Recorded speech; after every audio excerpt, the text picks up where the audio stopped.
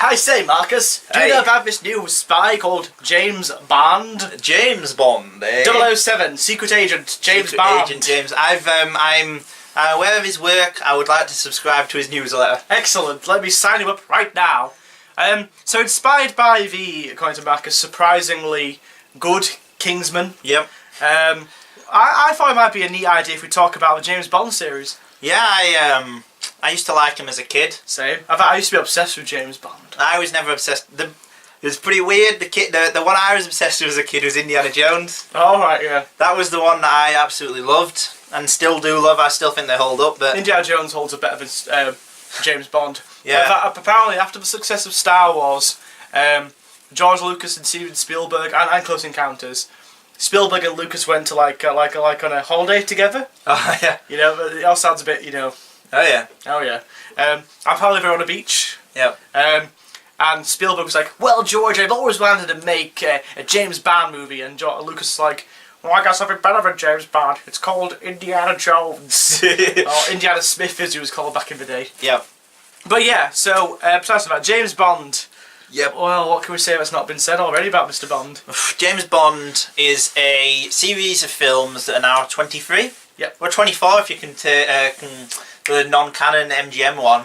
Well, if you include the spoof of Casino Royale. So 25 considering And Never Say Never Again. Never Say Never Again. Yeah, it runs back to 1962. Is that when Dr. No came out?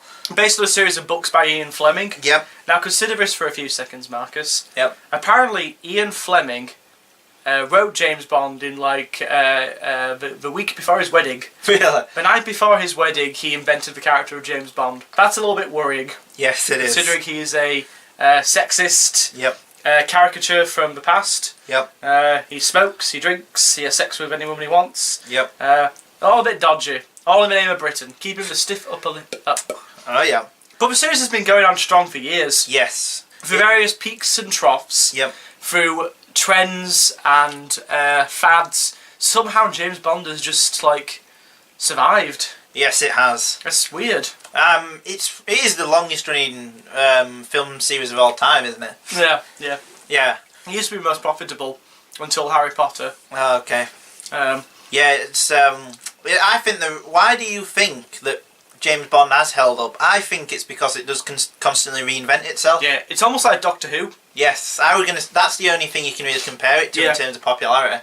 Like with Doctor Who, by the inherent nature of the show, each time there's a new Doctor, that's almost like a chance to reinvent the nature of the show. Yep. So like William Hartnell was more about like interesting science fiction stories for children. John Pertwee, because he was in colour, was more flamboyant and cartoony, so it was set on Earth and it was him fighting aliens every week. And Tom Baker was a bit more crazy and a bit more insane, so his stories got a little bit weirder. David Tennant was kind of fast and zippy, so his stories were a lot more quicker. Matt Smith was a bit meh, so his series were a bit meh. Yeah.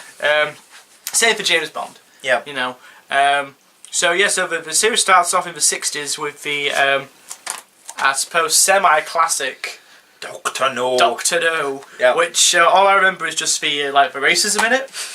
I've watched this film and cannot remember it at all. From memory, James. I remember he goes to an island for some reason, and then he meets Ursula Andrews and fights a man with no hands. Yes, yes, because Dr. No's got plastic hands. Yeah. So his name is Bond. James Bond, and here, in his explosive film debut, Ian Fleming's immortal action hero blazes through one of the most spectacular adventures. Blah blah blah. So yeah, so I think Dr. No's doing some kind of nuclear testing on some island. Incidentally, a few weeks before the Cuban Missile Crisis. Spookily. Yeah. And Bond's got to go over and investigate what the fuck's going on. He uncovers a plot by Dr. No, who is a member of Spectre, a mysterious international criminal organisation. The film's dated horribly. Yes. It's an okay film. I remember, doesn't it have a horrible title sequence set to some kind of awful reggae song? Yeah, like early reggae. Yeah. Oh yeah, no, that's bad. But it's very much of its time. Has some iconic moments. Oh yeah, like Ursula Andrews coming out of the water. Yeah. The action scenes are not great. No. But the plot itself is engaging enough, and The fight scenes are quite raw and quite rough, but generally most people see James Bond hitting its stride with these two films. The classic From Russia with Love, which inspired a video game. A lovely video game, and the probably considered to be the best Bond film, which I think is fair to say, Goldfinger. From Russia with Love is kind of like the last of its kind, really. It's a serious, until Timothy Dalton, it's like a serious spy thriller involving like this piece of kit which Spectre are trying to steal from Smersh. And Bond's got to go like, stop it. Basically Spectre are trying to play the two sides of Russia and the United Kingdom against each other. It's like set in the height of the Cold War, and Spectre are trying to play the two off against each other. It's a very dense, very kind of intriguing spy thriller. Yeah. It's got Mr. Boogaloo from the Apple in it. Oh yeah, I remember that. Yeah. Does it have any songs as good as Sexy Apple? No, it's only got From Russia with Love, the main song. So we might as well, while we're going through, classic still? Yeah, From Russia with Love is a great film. DR.No is a 6 out of 10. Yep. I think by today's standards, From Russia with Love, I would say it's a 9 out of 10. Yep. I think From Russia with Love is a really great film. It's got one of the all-time best Bond action scenes where they fight on the train. Yep. With Red Grant, with The Wire. Oh, that's amazing, that, yeah. This is a film I actually remember quite well. Doesn't it have a great moment where a helicopter comes after him? Oh, yeah, that's really good, yeah. And he kind of blows it up by, like, firing like snipers at it. It's also the first one with a pre-credit title sequence. Cool. Where, like, Mr.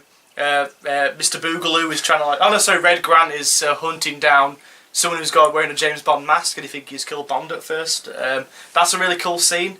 So, yeah, no, it's very much one of a kind from the era.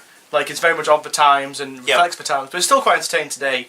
It's got some dodgy race politics, as expected for James Bond. A good section of the film takes place in Turkey.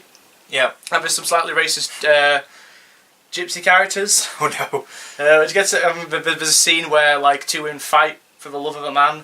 Oh yeah. It's a bit dodgy, but you know it's of its time. Yeah. Goldfinger is the one where people see James Bond become the cartoon. Yeah. Well, people.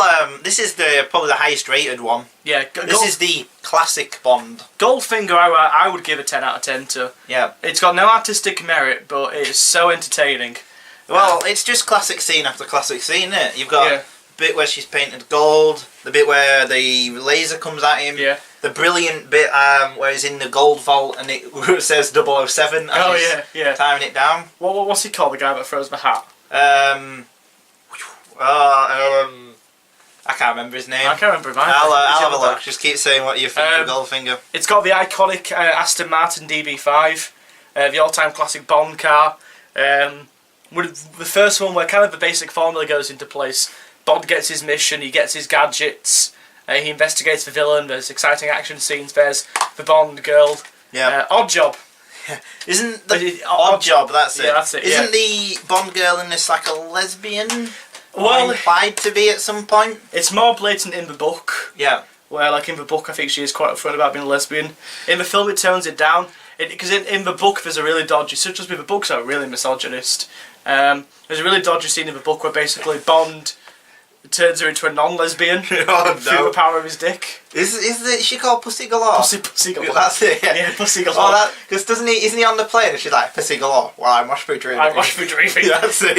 Yeah. But for some reason, despite all this dodgy, sexist politics and it's it just holds up. So about Goldfinger that I just really like. It's genuinely a classic film, very much of the era again. Bond even references the other one of the big massive phenomenons of the 60s, the Beatles. Does it? It's the ultimate example of James Bond stiff upper lip, where he's like, "Oh, come back to bed, James," and he's like, "No, this champagne's been out for too long. It's gone to room temperature. That's like listening to the Beatles without wearing earmuffs." Or something like that. Yeah. It's like, oh dear. But no, Goldfinger's still a classic. Goldfinger still holds up in my opinion. Okay. I remember, the only thing I remember about Thunderball next, Which is the next one. Is the bit at the beginning with the jetpack. Oh yeah. And the scene where he's underwater. Which is like most of the film. No, isn't there a bit where he gets thrown underwater in a pool and a shark attacks him or something? I think so, yeah. Yeah, that's all I remember. Well, Thunderball is seen as being like the height of the James Bond phenomenon in the 60s. Yep. Thunderball, consider this, Thunderball made So it made an insane amount of money. In today's money, it'd be about $1 billion. Back in the 60s, like that's just insane. It would be a huge business. But Thunderball is generally one that's not well remembered. No. It's basically, it tries to follow the same formula as Goldfinger, only it's underwater, and the plot's nowhere near as interesting. The only interesting thing about Thunderball is that it's the only one not produced by Harry Saltzman and Albert R. Broccoli. Yeah. Or the Broccoli family. Yeah. Because, like, Thunderball, the book, was going to be a film before the Eon James Bond films came out. Written by a twat called Kevin McClory and Ian Fleming and another writer. And Kevin McClory has basically held on to those rights for years and years and years, and he's attempted to make Thunderball films, which is where Never Say Never comes from. Ah, okay. That's basically just the same film as Thunderball. But Kevin McClory has desperately tried to hold on to his rights for years, and I think they've finally gone from him now. Yeah. But this is the only one where I think it's not produced by the normal people. Yeah. But, you know, the film itself, it's, you know, it's okay. It's got some decent moments. Too much underwater. The Bond girl's a bit boring. The villain, despite having an eye patch, is very boring. Honestly, he's got like an eye patch, and it's I don't know. It's got some good moments. The jetpack's fun. Yeah. The song Thunderball is just ridiculous. He's like Thunderball. It tries to be like Goldfinger. Oh right. Yeah, the classic iconic Goldfinger song, but it's just nowhere near as good. Thunderball, I give a 5 out of 10 to. Yeah. I do love the next one. Oh, You All Live Twice. Now this, I think, is probably my favourite. It's a lot of people's favourites, even though I don't think it's a great film. It's an awful film. It's horrible. But this is one where it starts to borderline on spoof. Yes. James Bond goes to Japan. Now in the book it's based on is very depressing. The book is basically like a tour guide to Japan, but from James Bond's point of view. This is one where like he's depressed after the death of Tracy in on Majesty's Secret Service. Yeah. And basically dicks about Japan and just has sex with like geisha girls and. Oh no. But that's it. This is the one where Blofeld is stroking the cat. Roald Dahl wrote it as well. Roald Dahl wrote it, yeah.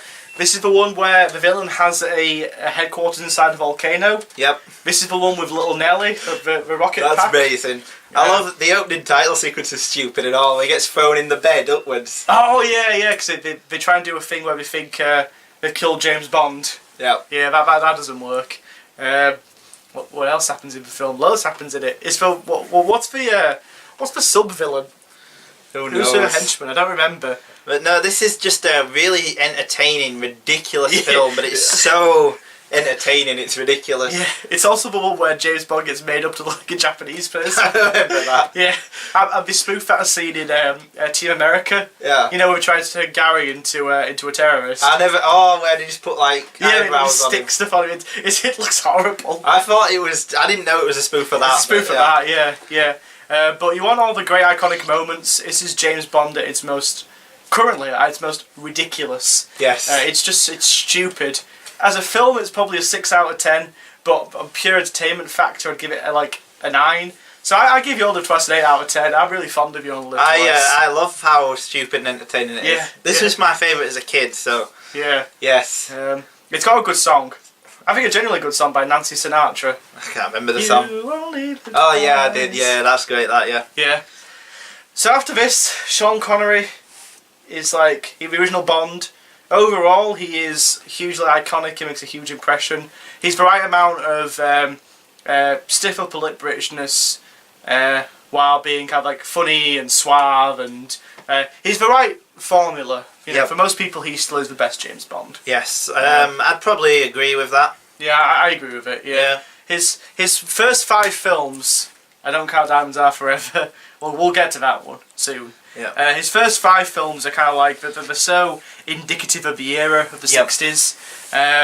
You almost can't imagine them being made at any other time, really. No. Connery made a huge impression, and also just how cinema changed in that time. Yeah. You know, cold, serious spy thrillers leading into colourful cartoons. It's interesting how, you know, as Hollywood is dying, you know, James Bond films keep on going.